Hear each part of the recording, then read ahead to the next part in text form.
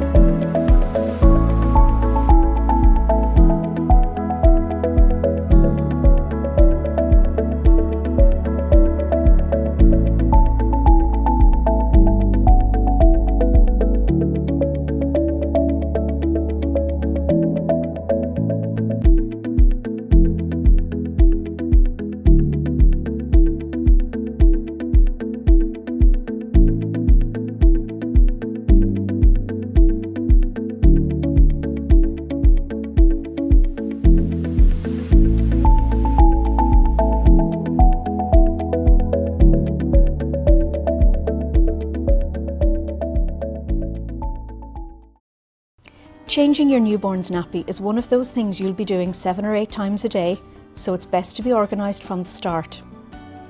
Make sure you have everything you need ready and close to hand. Place your baby on a clean, soft, flat surface. Open the nappy and wipe away excess stools from the genital area with the corner of the nappy. Hold your baby by the ankles and lift up their bottom. Use soft cotton balls or a wet cloth to clean your baby. Clean around the umbilical cord area. For a girl, be sure to wipe from front to back. This will help minimise the spread of an infection. Swap a clean nappy for the dirty one. Use the tabs to see which way goes up. Avoid covering the umbilical cord as this can cause irritation.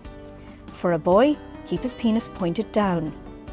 Fasten the nappy at both sides with the tapes, making sure it's snug, but not so tight that it pinches the skin. Retape the soiled nappy around the contents, put it in a plastic bag and discard it in the bin. Dress your baby and wash your hands thoroughly. Babies wet their nappies several times a day. The number of wet nappies is a helpful sign of how much fluid the baby is taking in. Generally, a baby should have 5 to 6 wet nappies each day. This is a good indication that they're getting enough milk.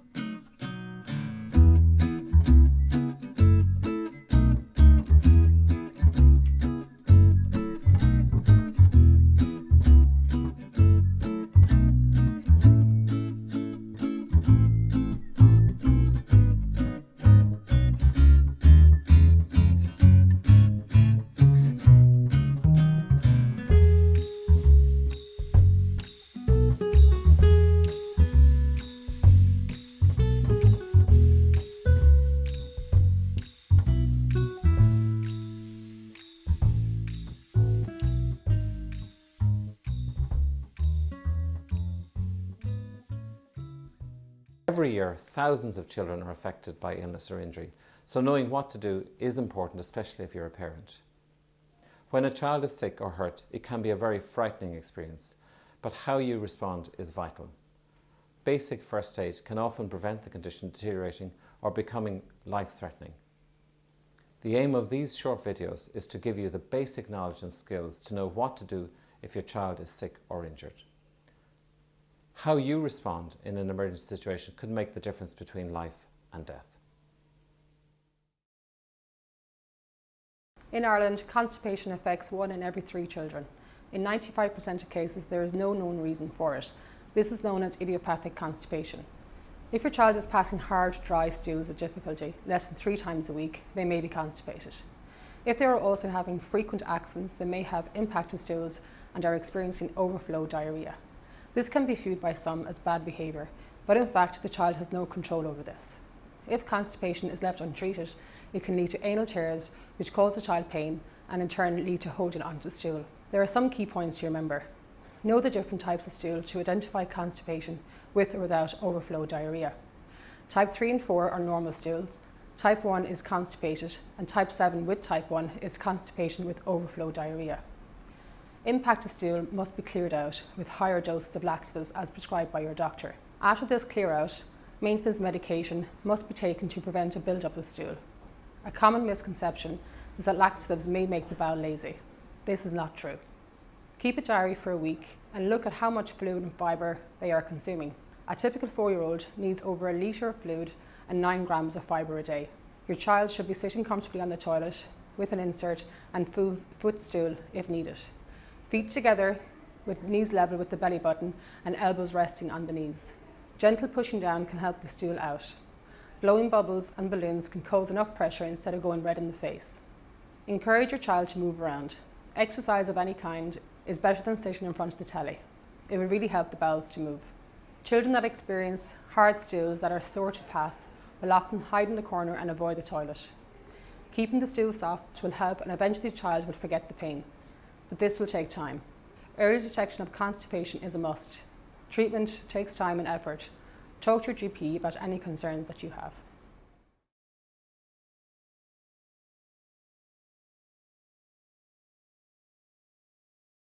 When you and I get a cold, we tend to have a stuffy nose, we might have a temperature and we might have a slight cough. It gets better in a few days. If a small baby gets a cold, it can go down onto their chest and we call this bronchiolitis. So they start with the stuffy nose and the runny nose and then they develop a cough that seems to last sometimes forever, but generally it gets worse for about the first 3 or 4 days.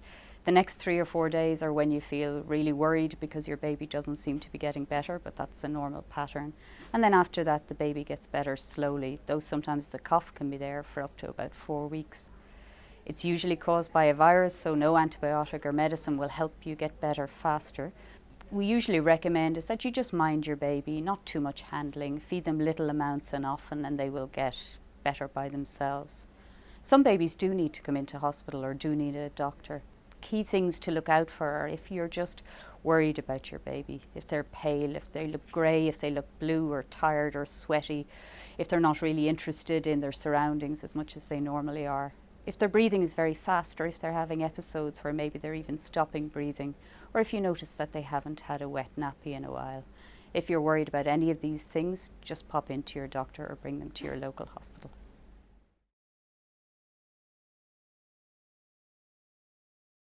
What you would do if you're in the situation at home and your baby appears to be choking. This is a situation that we hope you will never find yourself in, but there are a few simple steps that you can take which will really help.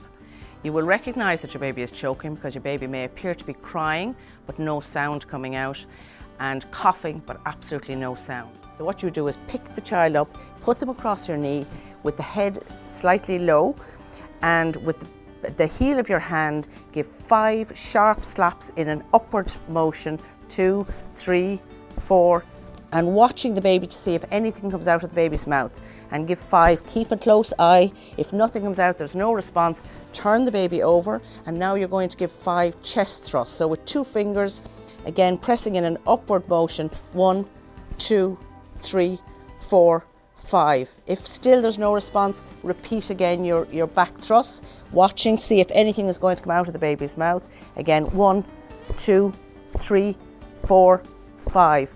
Don't be worried that you're hurting the baby. It's really important to give a good thrust. Turn the baby over again, and with your chest thrust, 1, 2, 3, 4, 5. You would repeat this 5 times, and if there's no response from your baby, obviously call emergency services as quickly as you can and get help on the way. For parents, one of the most frightening things that can happen is that their baby stops breathing. Follow these simple steps to administer CPR. Gently stimulate the baby by tapping the foot or squeezing the hand.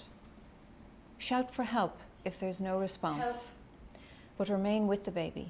Gently tilt the head into the neutral position to open the airway. Have a quick look in the mouth to see if there is anything visible. If there is, lift it out. With the head in this position, check for breathing. Look for a rise and fall in the chest and tummy. Listen for breath sounds. Feel for air from the baby's mouth on your cheek, taking no longer than 10 seconds. If your baby's not breathing, give 5 rescue breaths by blowing gently into the lungs, covering the baby's nose and mouth, ensuring there is good seal and you can see the chest rising. Each breath you give should be approximately 1 second in duration.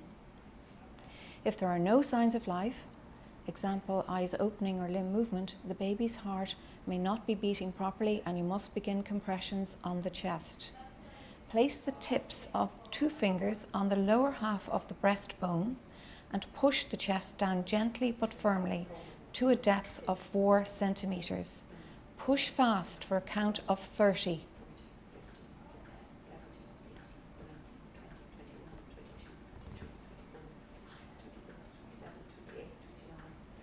Then give 2 breaths, followed by 30 compressions. Continue this sequence for 1 full minute. After this, if you are still on your own, make a call to the ambulance stating your emergency. Return quickly to the baby and begin with compressions, alternating breaths as seen, until the baby responds or you can hand over to the ambulance.